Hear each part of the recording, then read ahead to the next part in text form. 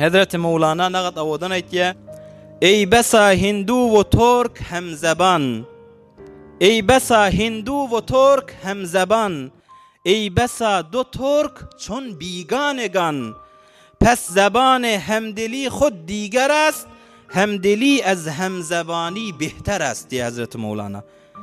Dilleri ayrı ayrı, emme yürekler bir bolansan bula hemzeban bolup ýölle. Bula muhabbetli yaşap ýölle. Hacı var ýen her yerden gelipdirli, her dilli adam. Emme hemmesi hemzeban mulakadan diller bir ýaly bolup gezip ýölle. Maksat näme? Hudaýyň razyçylygynyň ýerinde gezip ýölle. Dilli ayrı ayrı bolsa da yürekli bir bolandan soňra bula hemzeban bolýar diye. Ey besa do Türk çon biganegan. İki däne Türk, iki däne Türkmen, iki däne dogan bir-birine bigane bolup ýaşap ýölle. Asyl tanymeýän ýaly bolup ýaşaýarlar. Hefte geçýär, yıl geçýär, ay geçýär, bilece ýaşap ýölle.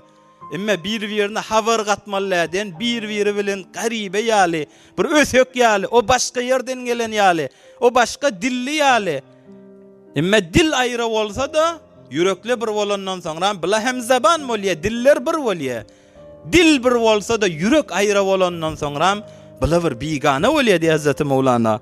Pes zebane hemdeli khud diger ast. Hemdeli az hemzebani behter ast diýär Hazreti Mevlana. Şu yürekleri birleşdirmeli ha. O dilin bir bolandan yüreň bir bolsa bila diller bir adam bolýar.